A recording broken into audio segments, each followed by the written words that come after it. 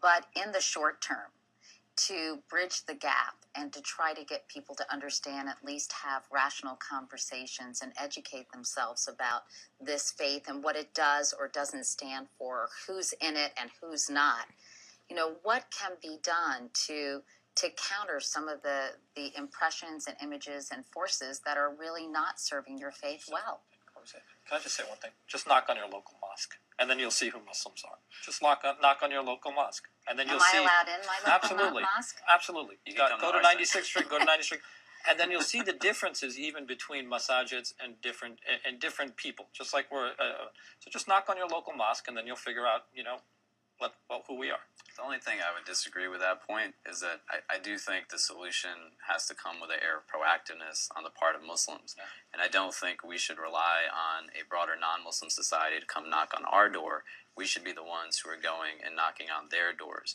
And I think what we need to do is start empowering a generation of Muslims in this country to kind of serve as a model to Muslims all over the world that says you don't have to be an imam or a scholar or a mullah to speak on behalf of this religion. But each of you as individuals most definitely have an ability to set precedent for somebody as to what this religion stands for. So if our doctors start to open up free health clinics, or our social workers and our counselors start to open up orphanages and domestic violence shelters, and we start to show people not why our Islam is something that's good for us, but it's something that brings a benefit to them, the marketing and the branding of our religion, as well as just a path to normalizing it and humanizing it for people in this country and across the world, is going to be something that'll just start to happen. Asra, what you have the final word on what kind of steps can be taken? Well, Katie and friends, January 23rd is going to be the 9th anniversary of the day that my friend Danny Pearl was kidnapped from the streets of Karachi. And what I did in going into the place of that kidnapping was trying to understand the hearts and minds of the men who were involved in that brutal act. And what fueled them was an ideology of Islam that sanctioned their murder and their kidnapping. And what did they do during every step of their crime? They bowed their heads towards Mecca and they prayed. They used a mosque as the drop-off point for the pictures of Danny in captivity. And that is where I came to realize as a Muslim that we had to stand up for the interpretation of Islam in which we believe. To me, it's not one that just kills randomly and that sanctions virgins for a suicide bomber. It's one that is the kind of Islam that we're all representing here. But we are in this battle, and we only serve our cause well if we're honest about the fact that there is this interpretation out there that it is not just the ideology of men in caves, but of men like Anwar al-Awlaki preaching, at mosques in the West and in YouTube presentations to our young boys.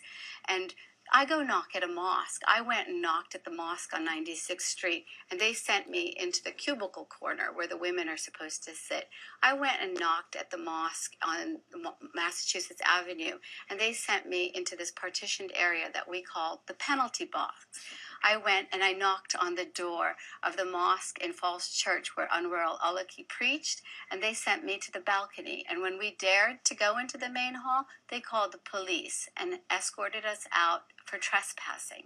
And that is an ideology that very much exists in our Muslim community here in America, that segregates, that subordinates women, and that I do believe preaches intolerance.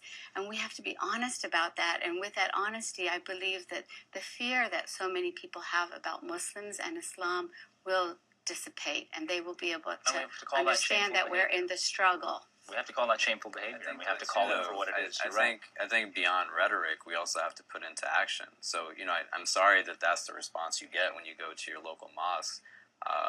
Is that what happens in New York? If you come to our center, we definitely have a space that's male only and female only, but we also have a larger space that is for men and for women. We don't have areas that people are designated to go towards. Hold on, Asra. We don't have people, we don't have areas that people are designated to go towards. And I think our center has become a model for many, where we have people from all over the 5 boroughs who come because we seek to employ a model that has multiple entry points. And we allow for our population to kind of be true to their identity in terms of their level of religiosity, in terms of their cultural and ethnic background, even their gender. So we have young women who come, totally covered. We have young women who come in skirts, in tank tops. But the idea is that, the paradigm that really exists on the divine level is one that's meant to be inclusive in nature, where even people who are blatantly violent and doing things that are atrocious, they still have the opportunity to bow their head down in God's house, and we shouldn't keep anybody out of God's house. We should look for a way to bring them in so we can remedy the situation as best as possible. So I think next time you're in New York, you can definitely come by to our center. We won't shoo you in any corner or tell you to go in any place. What would you do if I came and stood in a parallel section in the front row? We don't really have a front row. Actually, yes, a lot do. of our when you have community. When you have a No, congregation. I mean in terms of our community, our center, the way the room is set up, our model actually mimics a lot of your story. Where, I went to law school for a year, and when your show came out, everyone said, "Oh, that's you on TV." And I think it's pretty interesting, not to say that the parallels we draw to our community are based off of your television show, but many of the solutions that you come up with are things that we actually try to employ. And our show is based out of the conversations that are happening on a and I think it's a gradual process. It's a gradual conversation.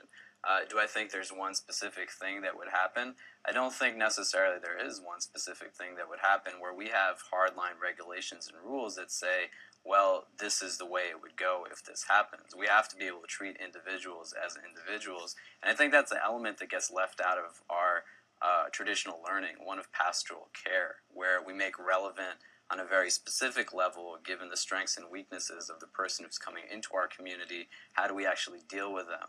I think more often than not, we tend to stereotype ourselves more than anybody else. So we say someone's head is not covered, someone doesn't have a beard, they must be like this. And for our communities to be healthy and to really foster a sense of community, we need to treat people as people, not in these stereotypes. Well, obviously, you can't do this in one show or one conversation.